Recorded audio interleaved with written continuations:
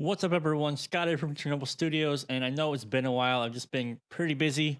I got some cool announcements coming up next week, basically in the beginning of August. You guys will learn about that soon enough. However, I wanted to make this video because I felt it'd be really cool to talk about an aspect of mixing and working with clients that I really enjoy, especially now, after having written so many of my own songs and things like that, and finally being in a in a position or have the ability where I hear it in my head, I can make it happen. So it's really kind of liberating when I realized I finally was able to get at that point. But the cool thing really is not about me being able to do things that I hear. It's being able to take a song from a client, hearing it, what they have given me, and then immediately understanding the potential of what more it could be. So this song that we have here, this is a song by Corey Hunter. You actually may know him. He is called Gemini Guitar on YouTube, although I think he's Corey Hunter on YouTube now. But yeah, he does all those really kick-ass guitar videos about how to play guitars in various styles with all the music notation and stuff like that. And he also has a lot of tutorial videos that he has up for sale, and Doom and pentatonics, and just really great guitar lessons. I am actually a customer of his. I bought I think 6 or 7 different courses from him all the way back from 2013. So I've known him a long time. So imagine my shock when I got an email when he was like, "Hey, I want you to mix this song." So I was like, "Of course." But let's get back on track here. First of all, yes, I'm mixing it in Reaper, and this basically comes down to the fact that Corey just pretty much flat out told me he doesn't have a lot of experience recording. I'm like, no worries. What are you recording in Reaper? I'm like, great, just recording in Reaper. Zip up the folder and send it to me. So as a mixer, as a mix engineer slash producer, it's my job to make the client's experience as seamless and as painless as possible. So while my main DAW is Cubase, and I would definitely prefer to mix in Cubase, I'm not going to tell my client who maybe is already kind of struggling, like, yeah, you know what? Here are all the directions how to bounce and consolidate and do everything for me. Let me know when you get it done. I know how to use Reaper. I can mix in it. No big whoop. So that's the reason why this was all done in Reaper. It's just easier for the client because the client experience is very important. Obviously, a great mix as well. But what I have here is I have muted everything that I added and everything that I've done to the track. And what you see here basically is how I got the track. Now, the drum sounds were totally different. Let's have a listen to just a couple parts of the song here. Now, the song is great, but the great thing about, I said, is when you listen to a client song and you're like, wow, this is really good. And then the creativity starts here and you go to the client, you're like, hey, what if we tried this? What if we tried that? That's probably one of the most rewarding aspects for me. Instead of just getting, here, mix this song, it's perfect the way it is. We don't want to hear your ideas. Just get it done. Like, okay, that's fine. I still take pride in making it sound good, but when I'm able to work together with somebody, and especially someone like Corey who can play the guitar really fucking well, it's really a joy. So when I first loaded this up, this is what I heard.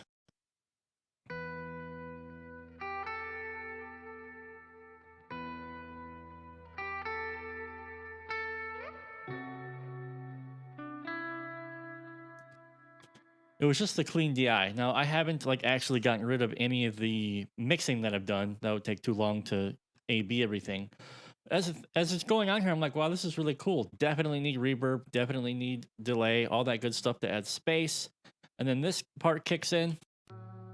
And I'm thinking, wow, this is cool. This is like a nice build up. We got this little percussive part here with the synth going on in the background.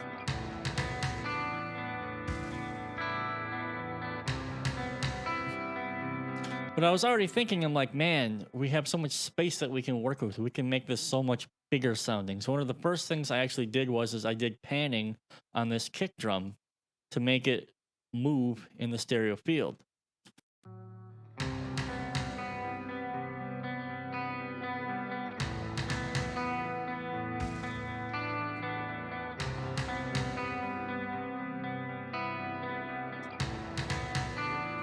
You see just how much more interesting that is. I didn't do it's Corey's idea.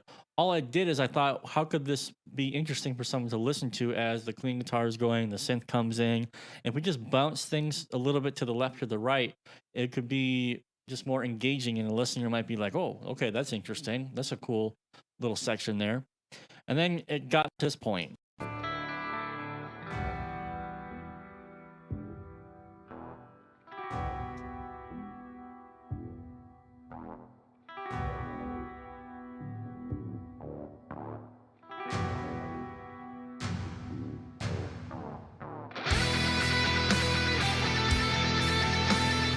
Now that comes in hard and heavy, but I'm still thinking, I'm like, man, we need to telegraph this section even more.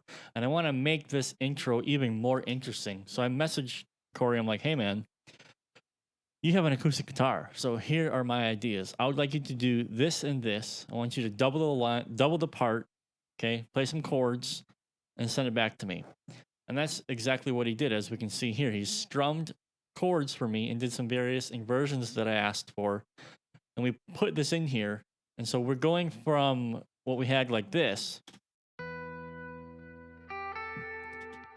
it turns into this.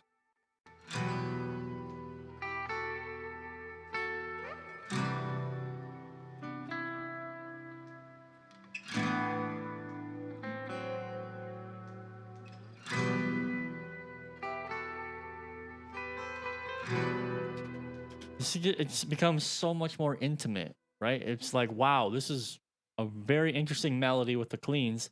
Then we have the acoustics doubling, adding space, making it sound bigger, and then we're just sprinkling in doubles here and there with the acoustic guitar. And this continues further when we start building up into basically the first verse.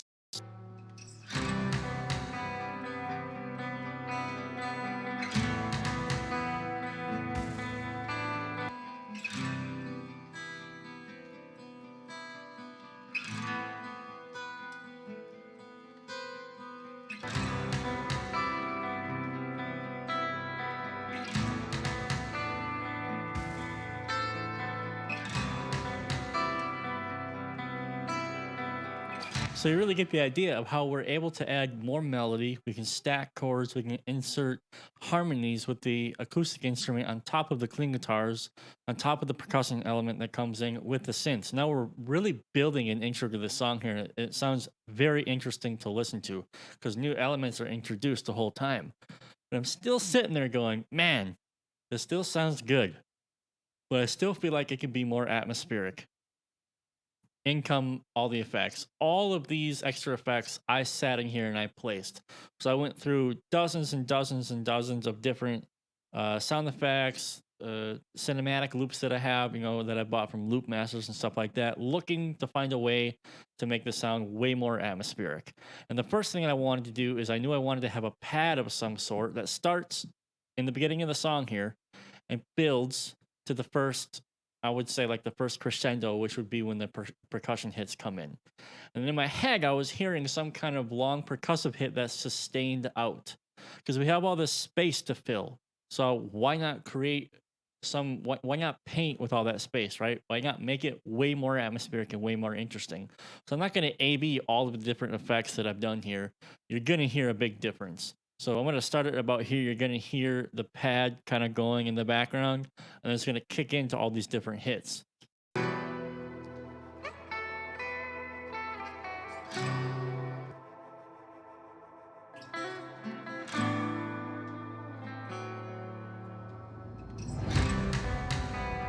It's so cool.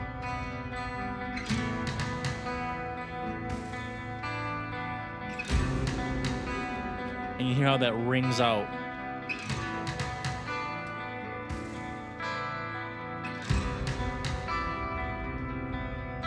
And it just rumbles. We have no low end stuff going on here really at all, so we can use it. It's just like a low end gong just going boom.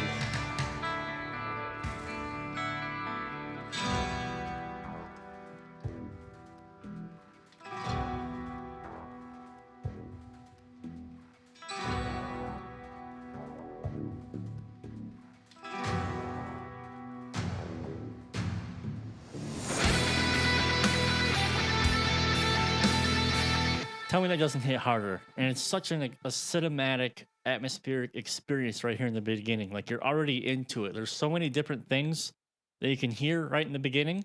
You have these sound effects, these loops, these pads, these hits, the cymbal rises.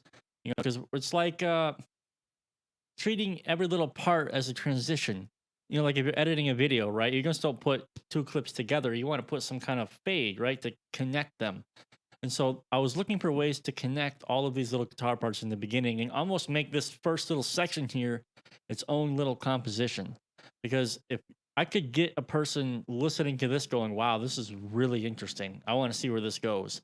And then telegraphing with a riser here into a big impact into finally the guitars and the bass and the drums, which is just pretty standard stuff. Guitar, bass, drums right here.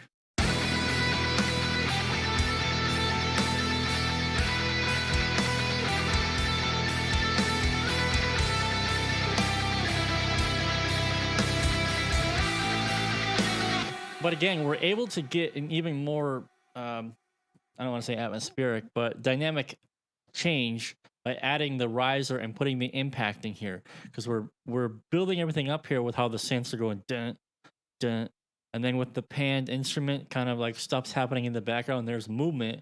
And then when we have the riser in here,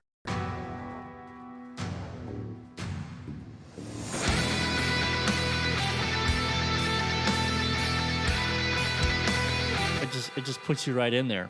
Okay. Now in the second part of the song here, we have the chorus and then the outro with a little bit of a solo here. I also was like, we need to do some stuff here because Corey did a very interesting thing.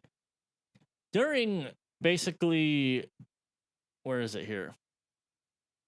Oops, that's the automation. Kicks. All right. During chorus 2, there's literally no drums. Like there's no drum beat. It's just toms. That's a pretty bold move because it's a chorus and he's introducing new melodies and you want to keep the epicness of the song going, right? So here we are at chorus 2. And if I zoom down, now scroll down, you see that I'm again adding in more strikes and impacts in here to keep the energy of the song going. To include, I think this is actually something that he included, but the synth bass is something that I put back in here to put movement back into the song. What I'm doing is I'm creating a pulse here. But so you can see the velocity because I want to keep the movement going. I want to lose the energy of the entire song just because the drums went away. So if we go into this.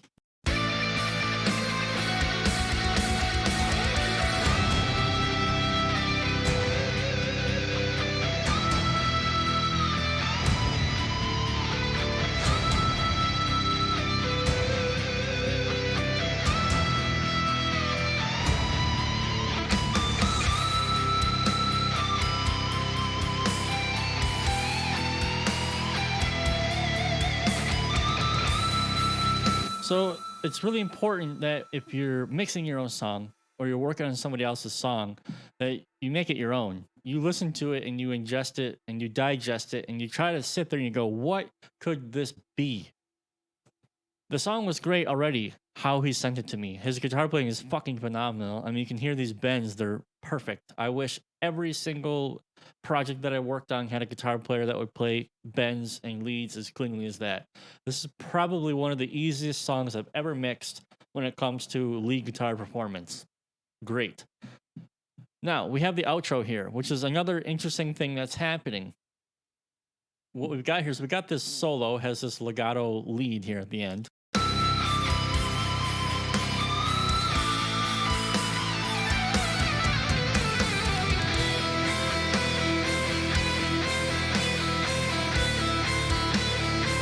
How you hear it right there is how he sent it to me. It just basically goes on, what is it, 16 bars, which is fine. There's nothing wrong with it. But then we have an outro. So it's like we have pre-outro leading into outro. So I'm like, hey, man, what I want you to do is so these are just power chords going on here. He's just throwing power chords on the electric. I said, listen, what I want you to do is I want you to do the top, the strings 1, 2, 3 of that power chord, so make it a full chord.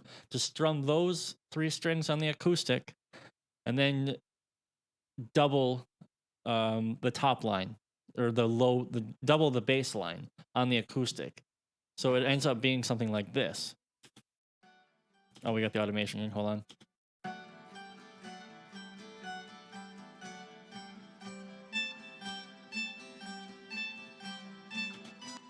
Because my idea was, I was like, here's what we can do. We can still make this dynamically interesting, and we can sort of pre-fade this into the outro, which is pretty soft. I mean, it's a great outro.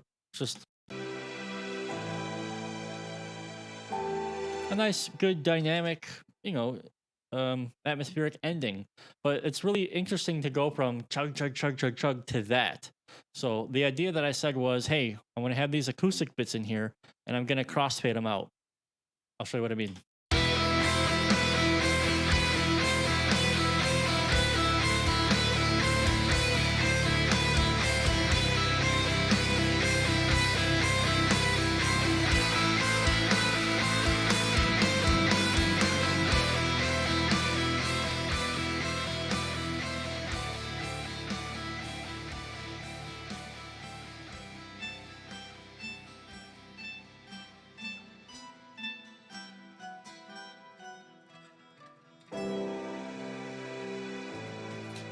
So it's a nice soft landing.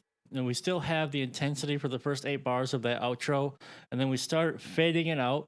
And most people are going to be like, "Oh yeah, the song's over." Then they're going to hear, "Well, wait, there's some acoustic stuff happening here. Oh, that's cool." And then we softly land them into the outro here. So this was just a video that I wanted to make to help just explain, like sometimes Glenn will say like, yeah, there are so many bad projects that you'll have to work on, but then you'll get that one where it's just like, oh yeah, this is why I wanted to do this. And I can't really say that I've had a lot of bad projects or bad clients. I mean, I made some mistakes when I first started doing this, which were mistakes of my own, and I've learned from them. The way that I work now pretty well protect myself from any potential issues in the future. But when you get a project like this and a very great guitar player who is still open to listening to ideas, or at least open to try new things with his song and his composition, to sort of, here you go, Scott, I trust you with what you're doing. I trust your ideas. Let's try them out. So when you can compare what the song was like when I got it, which was just clean guitar, some rhythm guitars, leads, and we fade out with some loops that he put in here, into what it has become, a big, gigantic, cinematic, atmospheric, dynamic experience. It's a win-win, and I really love working on projects like this where I get a chance to sort of put on my producer hat a little bit and put my songwriting abilities to the test with somebody else's material, going, how could I make this better? How can I over deliver, on the song that they have given me and entrusted in me to mix? How can I exceed that expectation, make the song better, and deliver a great mix and a great product, and so everyone's happy? So yeah, mixing is a business, okay? But the creative side of it is still very important. And this project just sort of reignited just how much I love to mix music, and just how much I love to work and help other people get their songs out there and get their songs mixed and sounding good. And so, personally, I would like to thank Corey for trusting me to get this song done for him, and giving me a chance to try out some ideas that I had, and him being willing to record them, get the old acoustic out, get the microphone set up, record them for me, and send them to me in pretty short order. But the song turned out great. Now I'm not gonna play the whole thing on here. There's a link to his song in in the description below. It's on Bandcamp. It's $1. Buy the song. It's a freaking great song. And do check out his YouTube channel, Gemini Guitar. He's got a ton of great, amazing guitar tutorials on various different genres and stuff, from dark folk to doom metal to pentatonic riffing. All great stuff. Really solid, kick-ass guy. So yeah, that's just the point of this video, just showing what can be done when you have a couple of ideas and you can see and hear beyond what already is, and when you can imagine what it could become. And yeah, just try ideas, try new stuff, and do not be afraid to listen to somebody else's ideas. Producers are generally people with a talent and have a knack to understand how they can change a song to make it for the better. Now, I know that's not very popular when it comes to black metal and death metal, because true cult, man. But Corey and I think this is a great example of stepping into the situation myself as a producer, having ideas, going, "Wow, the song is still great. It was great when when I got it originally, but now with the extra ideas that I was able to add, of course, mixing it and whatever, the song is even more amazing than what Corey had imagined in the beginning. And that's all that matters to me. He's happy, therefore I'm happy. But yeah, I just really wanted to make this video. Maybe some of you guys are struggling out there with some ideas. Uh, get with some friends, get some producers or some people you might know who also write music and be like, hey, what are you hearing here? What do you think I could do here? Um, and try it out, see what might happen. And if you ever come to me to have a song mixed, um, if I have ideas, I'll email you and let you know. And we might be able to try them. It might work, it might not. Sometimes it doesn't work. That's the way it goes. So, anyway, guys, I hope you enjoyed the video. Again, sorry for the long absence. Just got a ton of stuff I have to get done because I got some announcements next week. You will see them soon enough. I think you guys will be pretty pumped about them. All right. So, I will talk to you guys all later. See you in the next video. Have a good one.